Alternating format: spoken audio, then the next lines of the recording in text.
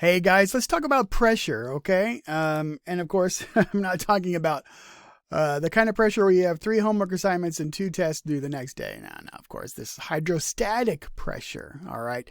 Got this fun picture here, and maybe some of you can figure out what's going on with this. These intrepid people here, some kind of metal contraption on their head. All right, here's a big clue. You see the water behind them. Yeah, these brave souls are about to try to go into the water, okay, and walk around on the bottom. So they wear these big helmets, all right. So they're like a deep sea diver, like looking jobbers. Anyway, you could tell from their outfits, this is probably the 40s or maybe earlier than that, maybe the 30s, and I'm not exactly sure. Well, maybe the way the girl is dressed is later than that. Anyway, so there's some tube things here. Okay, so they've got air is gonna come in here, and there's a bunch of tubes anyway. And you see something that looks like a bicycle pump on the ground, and it whatever you're thinking is probably exactly right.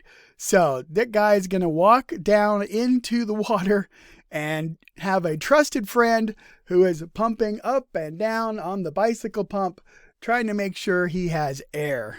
Okay. And so we're going to hit several topics today. And in the course of that, we're going to talk about what could work about that kind of scenario and what could go very, very wrong with that sort of a scenario. Okay. So let's get into it. We'll talk about, in this first video, I'm just going to sort of introduce some ideas, give you sort of an overview. Then the videos that follow are going to be more specific treatments on, we'll be looking at specific scenarios and how to work problems in those different scenarios. Okay. So here we go. The first scenario we have when it comes to talking about pressure is we might call contact. Okay. So, this was talked about quite a bit in your soft chalk. And so I'm not going to spend a lot of time on this particular topic, but you can see right there when we talk about pressure, we're talking about a force spread out over an area. Okay. So there's some force here in the heel portion, and there's a force here in what shoe people call the toe box portion, like that. Okay, now you might have, let's say you got a 130-pound woman. Oops, sorry, I hit the wrong button. You might have a 130-pound woman, and her weight is coming down maybe here somewhere. And you'd have to kind of figure out, that's probably pretty close to where it would be. If you wanted to figure out, she's 130 pounds, so what does that mean? Do we have 50 pounds back here and 80 pounds up here? So you'd have to know exactly where her shin was coming down, the bones in her shin, her tibia and fibia, and where her ankle is. And so her ankle might actually be a bit further back. Let's try to adjust our drawing just a little bit here. See if I can move this. Yeah, I'm thinking her ankle would be about right there. Okay. And so if I was going to guess, I'd say there's going to be slightly more weight in the back. So if she's 130 pounds, that'd be 65. So I'd say maybe 80 pounds back here, maybe 50 pounds up here, just like that. Okay. So we use the ideas of translational equilibrium to figure out how that weight is divided between the front and the back portion. Of course, that's her just standing on one foot. If she was standing on both feet equally, then we'd have to cut that in half like that. But to get the pressure, then we would have to know what's the area here. So we would have, maybe we'll call that A1, and here we would call this maybe A2. Okay, and so maybe I'm going to call 25 F1, I'm going to call 40 F2. So then it's pretty straightforward. We're just going to have F1 divided by A1, and then P2 is going to be F2 over A2, just like that. Okay, so it's pretty straightforward stuff. Now, your body responds to pressure. It doesn't respond to force as such. So, that's has good things to it and has bad things to it. All right. So your bones in particular will respond to pressure over time. All right. And so like martial artists in the old days would go out and they'd punch trees. Okay, boom, boom, boom, boom, boom.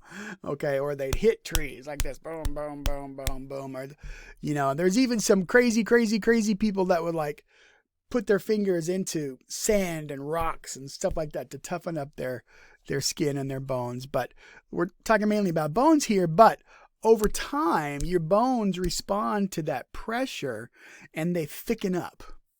Okay, so the bone actually becomes stronger like that. You do that, you start punching trees and you start punching bricks and stuff like that. Okay, that's fine, but after about 10 years, you're actually going to have such bad arthritis, you won't really be able to throw a very good punch, okay? Because not only do the bones in your hand get bigger, but so do the bones in your wrist, and the protective cartilage in your wrist is going to get worn out, okay? So the reaction to force can be positive or negative. The cartilage in people's knees often has a negative reaction to force over time and kind of gets worn down, gets moved into the wrong positions, and people have knee problems then because of their cartilage. Okay.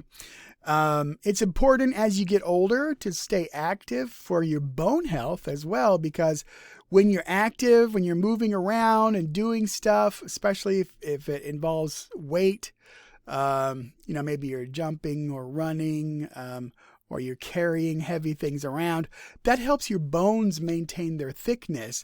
And thin bones are weaker bones, and then people start to have osteoporosis, okay, and stuff like that. All right.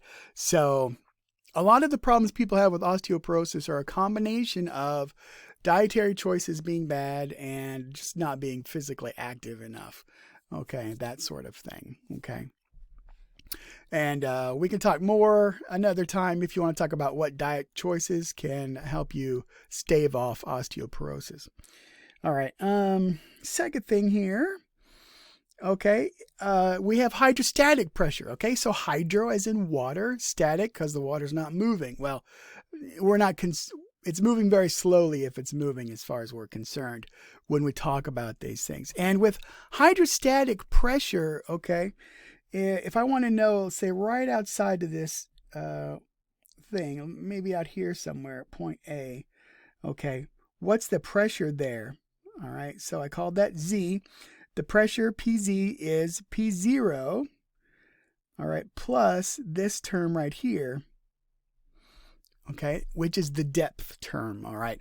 So that is the further down you go, okay, the more pressure you're going to have. And you can see it's linear. So if you go from 10 meters to 20 meters, that amount of pressure is going to double on you, okay. Now, the P0 term here, that is the atmospheric pressure, okay? And so there's this concept, we'll see it again when we talk about gas pressure, called gauge pressure.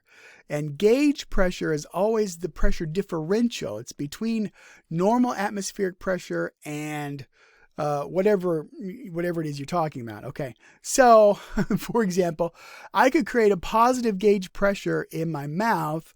Well, if I just close my lips like this, I have a 0 gauge pressure. But I can make it a positive gauge pressure if I do this, to this. Okay. I could make it a negative gauge pressure if I do this. Okay. So in that second one there, the actual pressure outside was greater than the pressure inside my mouth. And in the first one, when I did that, the internal pressure was greater than the external pressure. Okay. And so we call that external pressure. We usually call that the ambient pressure. All right. So, that's just atmospheric pressure, which is 101 kilopascals. All right. And remember, a kilopascal, that's 1,000 pascals, and a pascal is 1 Newton per meter. All right, and speaking of gases, all right, so like I said, if we want to talk about the pressure inside the balloon, okay, then we have to talk about what is the ambient pressure, P naught, all right, plus the gauge pressure, which would be, think about it like this. The gauge pressure is what you measure with the pressure gauge.